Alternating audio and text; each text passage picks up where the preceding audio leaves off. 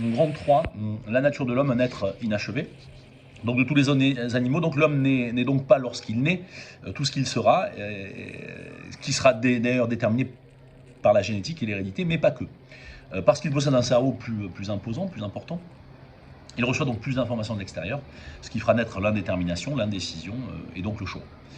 Là où chez l'animal, l'instinct va dresser la seule voie à suivre. L'homme a donc devenir ce qu'il sera, et il est donc un être en devenir permanent, si bien qu'il est difficile d'identifier une nature immuable qu'il aurait à réaliser.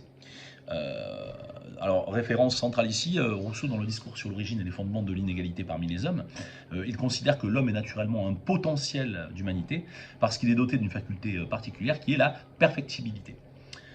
Donc celle-ci est une qualité, un attribut bien particulier car elle n'est pas définie ni par l'expression concrète qu'elle va prendre.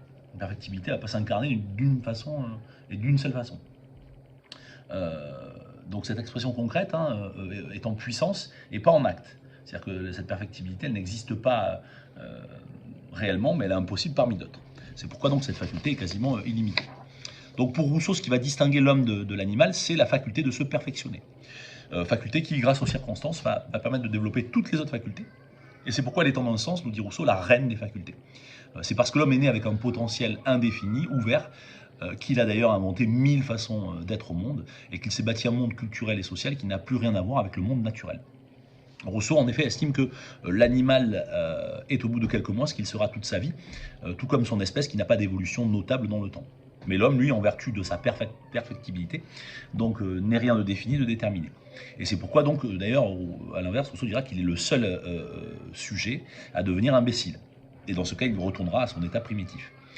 La bête, qui finalement n'a rien acquis, n'a rien à perdre. L'homme, quant à lui, va reperdre, soit par sa vieillesse, soit par sa bêtise ou d'autres accidents, ce que sa perfectibilité lui avait fait acquérir, et il peut donc même retomber plus bas que la bête elle-même.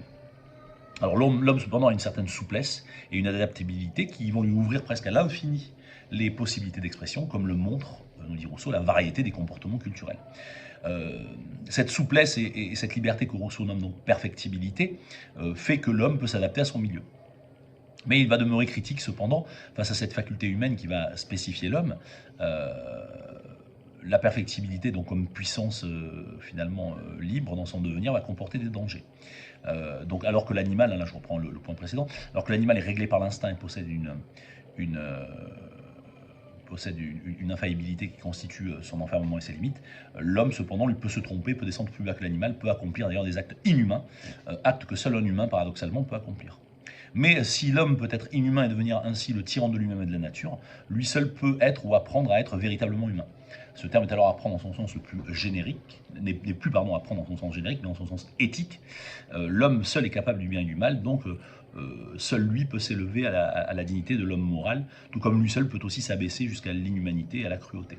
L'animal, quant à lui, est tenu dans les bornes de l'instinct, ce qui fait qu'il est en deçà du bien et du mal, et ceci donc fait de l'homme dans le contenu un être indéterminé.